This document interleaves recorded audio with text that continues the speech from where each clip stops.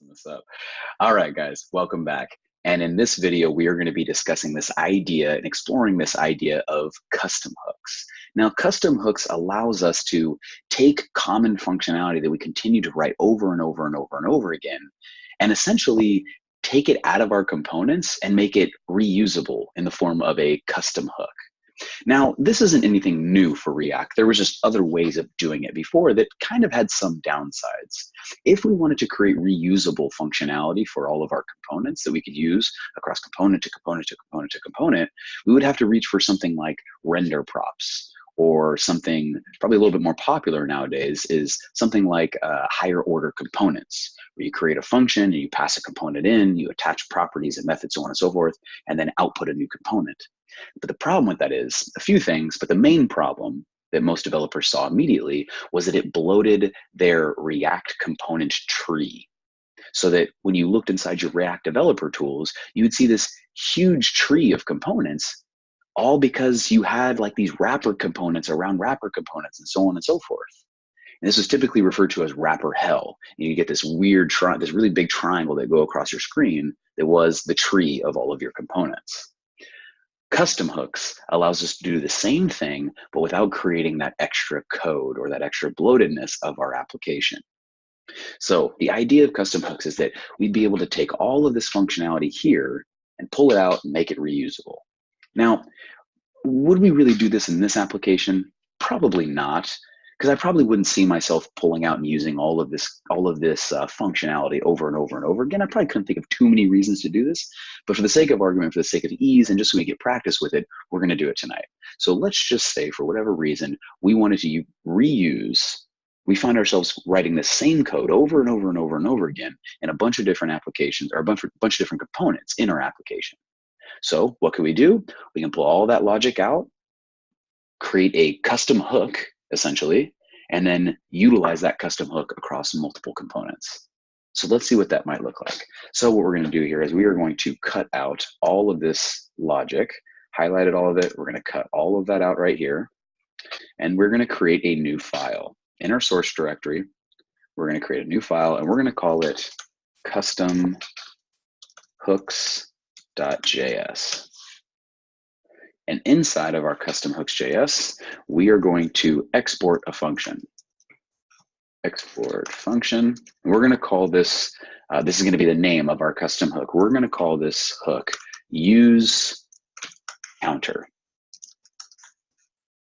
Use counter. Now, you can call it whatever you want. It's your custom hook, literally. The definition of custom is you can call it whatever the hell you want. But the convention is to use the same convention that React uses for all of its hooks, which is to start the function name with the word use. And that's so that, you later on looking back at code that you wrote a long time ago, or other developers that are coming behind you and maintaining or updating your code, knows that when they see that function being called, that inside that function, there is some hook functionality that's being utilized. So we're going to call it use counter. And we're going to paste all of that code that we had from inside of our app component. We're going to now paste it in here. And essentially the idea is that we're then going to import this use counter function, this use counter hook, into our app and run it there. But there's one more thing that we're going to have to augment here. Because again, if we go back to our app component and we remember, we're utilizing a count value. That's what we were utilizing the hooks for, is to get a count value, create an increment count method and a decrement count method. So since we're creating that inside of our use counter custom hook, we're going to want to return those values out. And the way that we're going to do that is we're going to return it out the same way that React creates all of its other hooks, which is to return it out in the form of an array. So let's go ahead and do that. We're going to return an array, and inside that array, we're going to add all of the values that we're going to need to be utilized inside of our app component, which is going to be count, increment count, and decrement count. We're going to return all three of those values out. And then, because we're actually utilizing our use state and our use effect hook, we of course need to import that here. So import use state and use effect from React. All right, there we go. So that should be good there. We're exporting this entire function. So now let's go over into our app component and import that function in. We're going to say import use counter from, and we're going to give the directory. So we're going to go out one directory and then into custom hooks. There we go. And now we should be able to utilize that function, that use counter hook, that use counter function inside of our app component. So we're going to use counter. We're going to invoke that. It takes no arguments, but it does return some values that we want to utilize. And if you remember, it's going to return an array with count, with increment count, and decrement count. So let's use, again, just like we would with any of the other hooks that we're utilizing in React, let's use array deconstruction to pull those values off. So const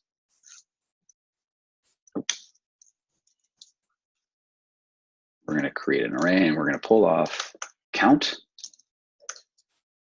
increment count, and decrement count. And we should see just with this, we should see our application re-render. And there we go. And now when we click our increment button, it increments. We got going up in the title of the browser tab itself. And when we click the decrement button, it says going down and our counter is decrementing. Wonderful.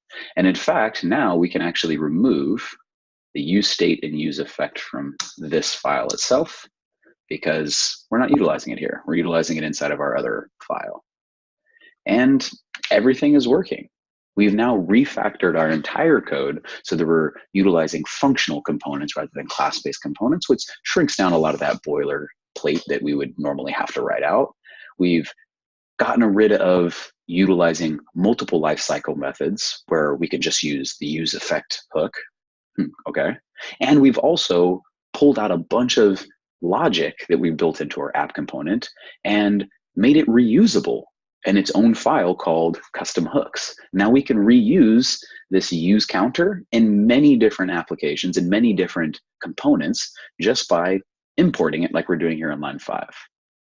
I hope you guys enjoyed this mini series. Please throw a like on the videos and throw a comment on the videos as well. Let me know what hooks, because there's there's more hooks. There's 10 different hooks just in this first version of actually, putting hooks out there in a stable version of React. There's many more that I'm sure are going to be coming.